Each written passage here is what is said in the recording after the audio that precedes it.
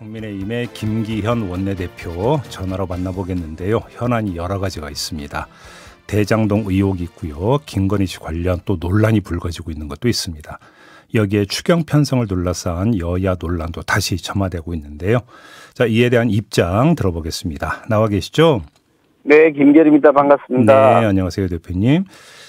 자, 어제 그 이재명 후보의 변호사비 대납 의혹을 제보했던 이모 씨가 숨진 것을 두고 간접살인이라고 이렇게 말씀을 하셨던데 이렇게 보시는 이유가 뭘까요? 그 이재명 후보의 그 각종 비리 의혹 관련해서 그동안 이게 여러분들이 유명을 달리하셨어요. 네. 가령 이제 성남도시개발공사 이황기 본부장 같은 분, 그런 분도 극단적 선택을 했었고, 또 처장을 하셨던 김문기 같은 분도 극단적 선택을 하셨는데, 네. 이분들은 성남도시개발공사에서 있으면서 그냥 이재명 성남시장의 지시에 따라서 자신의 업무를 수행한 것인 사람들인데, 이 사람들이 자신들에게 계속 압박이 가해오니까, 그리고 몸통은 놔두고 심부름만 자기들만 건드리니까 아마 화가 나시지 않았을까, 왜 나한테 다 책임을 뒤집어 씌우는 것일까 하는 그런 강한 압박감을 가질 것이라고 보는 거죠. 어쨌든 그런 극단적 선택을 하게 되었는데, 결국은 그 책임이 법적 책임 여부야 더 따져볼 수 있는 여지가 있겠지만, 적어도 정치적 도의적 책임은 이재명 후보에게 있다고 보는 거죠. 그런데 이번에 네. 거기에 더해서 또 한 분이 갑자기 돌아가신 상태로 시신이 발견되었는데, 네. 과연 정확한 사인이 뭔지야 아직 저로서는 정확히 알 수는 없습니다만, 유족들 말씀을 들어보면 그 변호사비를 대납했다. 그러니까 이재명 후보와 그 부인의 변호사를 담당했던 이태형 변호사라는 분이 계신데, 그분에게 다른 S사라고 하는 언론에 알려져 있기는 쌍방울이라고 하는 것 같은데요. 어쨌든 그 S사와 관련된 돈으로 해가지고 그쪽에 무슨 전환 사채인가 한 20억 정도가 그쪽으로 넘어갔다. 이태영 변호사에게로. 그러니까 이게 결국은 돌려막기 방식의 변호사비 대납이 아니냐라는 의혹을 제기하면서 그와 관련된 전화 녹음 파일을 제출했단 말이죠. 네. 그걸 이제 그분이 이제 그걸 제보를 어디다 했냐면 신문단체라고 알려져 있는 깨어있는 시민연대당, 깨시민이라고 한다고 하는데요. 거기다 그걸 제보를 하고 그 사안을 고발했는데, 그 고발 사건을 서울중앙지검이 하지도 않고 수원지검으로 보내버렸어요. 대검에서요. 네네. 지금 이재명 후보와 관련된 여러 가지 현안들을 서울중앙지검이 기본적으로 다 하고 있는데, 이 사건만 똑 떼내가지고 수원지검으로 내려보내버렸고, 수원지검의 검사장은 신성식이라고 하는 분인데, 윤석열 그 당시 검찰총장을 쫓아내는데 앞장섰던 사람이고, 알겠습니다. 그러니까 이 친정권 인사에게 이런 분들에게 맡겨놓고 사건이 수사가 지지부진하니 본인은 굉장히 심리적 압박을 받았을 것이다. 알겠습니다. 특히 거기다가 자살에 대한 강한 그런 압박감을 느꼈던 SNS 글도 올라와 있지 않습니까? 대표님, 이제 한번 네. 좀 제가 이렇게 질문을 드려볼게요. 지금 조금 전에 대표님도 말씀하시는 과정에서 좀 잠깐 언급이 되긴 했지만, 지금 이분의 사인도 아직 지금 나오지 않은 상황이고요. 그다음에 유서도 지금 나오지 않은 상황 아니겠습니까? 이런 상태에서는 일단 그 수사 결과와 부검 결과를 좀 기다려보는 게 그 상례 아닐까요? 방금 말씀하신 것이 일반적인 사례라면 설득력이 있을 수도 있는데요. 네.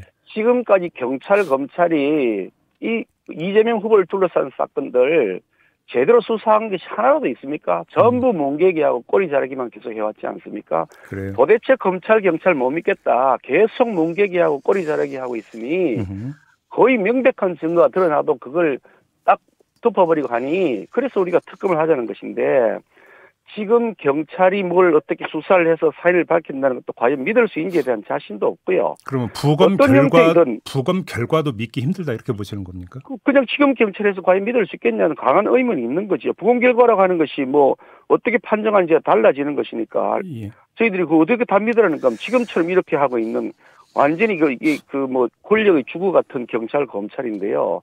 그 여부를 다 떠나서 이분이 그동안 SNS 글을 보면 작년 12월 말쯤 같은데요. 김문기, 유한기 씨 이런 분들이 당하는 모습을 보면서 나는 절대 자살하지 않겠다라고 하는 말을 써놓은 것이 있는 거 보면 그리고 김문기, 유한기 씨에 대해서 글을 여러 개 올려놓은 것이 SNS에 떠돌고 있더라고요. 그걸 읽어보면 굉장히 많은 심리적 압박을 받아왔던 거죠. 알겠습니다. 괜히 내가 제보를 했다.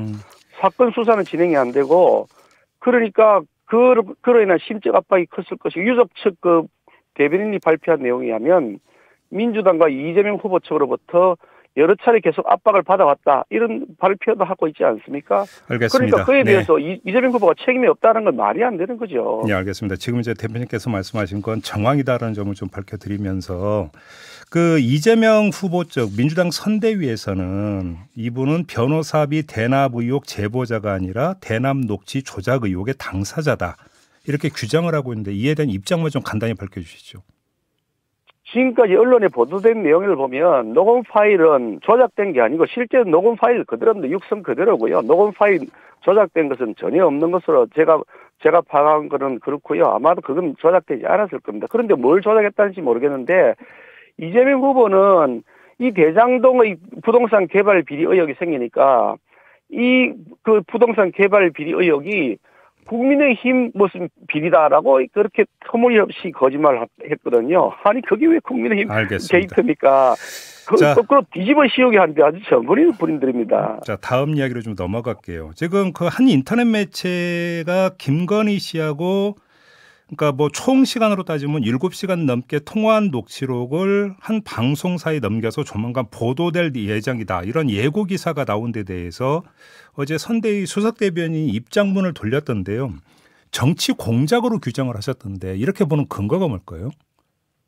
당장 지금 아마 이거 이재명 후보 진영에서는 이 또 한 분의 한 분이 또 유명을 달리하신 또 죽음을 맞이하게 된 것에 대해서 여론이 악화될 것이 딱 보이니까 바로 맞대응을 하기 위해서 뭔가 이슈를 터뜨려야 된다고 생각했던 것 같지 않을까 싶고요. 아마 선거 전략 차원에서 그렇게 하신 것 같은데 그 뭐 어떤 녹음 내용인지 모르겠습니다만 그 통화하신 분이 그 김건희 여사하고 어떤 목적으로 통화했는지 또 그것을 어떤 형태로 녹음을 하게 돼서 상대방이 동의를 받은 것인지에 대한 뭐 확실한 내용을 제가 아직 다 파악을 못했습니다. 네. 근데 그거를 다시 뭐 특정 언론사에다가 넘겨가지고 그걸 또 보도를 한다라고 하는 것을 보면 매우 기획적이고 공작적인 냄새가 물씬 풍기는 거죠. 그럼 그 뒤에 지금 민주당 내지 이재명 후보 측이 있다 이렇게 보시는 겁니까? 글쎄 뭐 제가 그걸 단정적으로 말씀드릴 수는 없지만 네. 여러 가지 의문이 냄새가 어떤 분이면 냄새가 풀풀 풍긴다고 자주 말씀하시던 방송인인지 아니면 정치인인지 모르는 분이 계시던데 냄새가 풀풀 풍긴다는 말씀을 드리고 싶은 거죠. 지금 보도를 기초로 질문을 드리면 그 김건희 씨가 이 그 인터넷 매체 그러니까 이분과 지금 10번 내지 15번 정도 통화를 했다고 하거든요. 보도에 기초하면. 그러면 그냥 우연히 한번 어떤 전화 통화를 하면서 나올 수 있는 오해에 기초해서 이야기를 한 게 아니라 반복적으로 통화를 했다면 이것이 뭐 김건희 씨가 여기서 이야기했던 것의 신빙성이라고 할까요? 맥락 같은 경우는 좀 인정을 할 수 있는 거 아니냐 이런 이야기가 따라붙을 수 있을 것 같은데 이 점은 어떻게 보세요? 사실 그 질문은 저한테 하실 일이 아니고 그 선대위 관계자에게 물어보셔야 되는 게 제가 그 사안에 대해서 선대위 관계자가 아니고 저는 당의 업무를 맡아 있는 당의 원내협 대표 맡아 있어서 그 사안에 대해서 제가 진실을 뭔지 탐지하고 이런 상태가 아니거든요. 저는 더 제 할 일이 바빠서 그런데 네. 자꾸 그거 지금 오늘의 질문의 주제가 지금 거꾸로 가고 계신 것 같은데 매우 유감스럽고요. 잠깐만요. 질문이 거꾸로 가고 있다는 건 어떤 말씀이세요? 아니 그런 질문은 저에게 주신 질문의 내용들은 그런 내용들이 아니신데 그럴 것 같으면 제가 뭘 준비를 하거나 할 텐데 지금 갑자기 그래요? 그걸 질문을 갑자기 저한테 해대신단 말이죠. 만약에 그렇게 질문하신다 그러면 제가 내용을 파악이라도 해봤을 텐데 그러니까 사전에 아직 그거는 보도도 되지 않았어요. 예? 보도될 것이라고 하는 의혹이 녹취록 내용 뭐 얘기가 있는데 무슨 내용인지도 모르고 보도될 것이란 말 한마디 가지고서 뭔가 상상을 다 동원해서 질문하시면 적절하지가 않은 거죠. 보도된 내용도 모르시면서 보도될 내용을 미리 전제해서 질문하시는 거니까요. 아니 그러니까 제가 그 질문을 드렸던 취지는 정치 공작이라고 주장이 나왔기 때문에 그래서 그 취지는 제가 방금 말씀드렸잖아요. 그 정치 공작의 냄새가 물씬 풍기다가 말씀드렸잖아요. 그러니까 저도 그 내용에 들어가서 구체적으로 질문하시면 알겠습니다. 네, 그 제가 요 말씀만 드릴게요. 제가 조금 전에 드렸던 질문의 취지는 지금까지는 선대위에서 정치 공작으로 규정하는 입장문이 나왔기 때문에 그러면 그러니까 김건희 씨가 정치 공작의 대상 내지 희생양이 된다는 맥락이 깔려 있는 거고요. 그렇기 때문에 근데 김건희 씨가 최대 15번 통화에 응했다면 과연 그렇게 볼 수 있는 것이냐. 이 질문만 드렸던 거거든요. 그 부분에 대해서 제가 좀 전에 말씀을 드렸는데요. 네네. 제가 아까 말씀드린 것처럼 어저께 뭐 저는 바깥을 계속 뺑뺑 돌아서 네네. 그 내용을 파악하지도 못했을 뿐더러 선대위 관계자에게 물어보셔야 될 일을 제가 선대위 관계자가 원내대표인데 모든 현안을 제가 100% 다 꿰고 있지 않은 상태 사진에 네. 그런 질문을 할 것이라고 전제하지도 않으셔놓고 불쑥 물어보셔가지고 가시면 그러면 미리 물어보실 거라고 했으면 내가 내용을 파악을 했겠죠. 알겠습니다. 그러니까 내용 파악이 안 됐기 때문에 답변을 하실 수 없다라는 뜻으로 이해를 하면 되는 거죠, 대표님. 아니 답변을 할 수 없다는 게 아니고 질문을 하시는 분이 아까 제가 이상한 냄새가 몰신 풍긴다고 말씀을 드렸잖아요. 네. 그게 지금 갑자기 불쑥 불거져 나온 거예요. 이 지금 한 분이 유명을 달리 하시니까. 네네. 그러니까 정치 공작적 냄새가 물씬 풍긴다. 그것도 특정 언론사에다가 넘겨가지고 보도하겠다 하니까 더더욱 이상하다라는 네. 거죠. 알겠습니다. 그 정도로 가름을 하고요. 지금 민주당에서 추경 편성 이야기를 다시 꺼냈는데 이거에 대한 입장은 어떤 겁니까? 추경 편성은 민주당이 편성하는 거 아니고요. 네. 추경은 정부가 편성하는 겁니다. 정부가 편성권이 갖고 있지 민주당이 편성권을 갖고 있지도 않으면서 민주당이 무슨 추경을 편성합니까?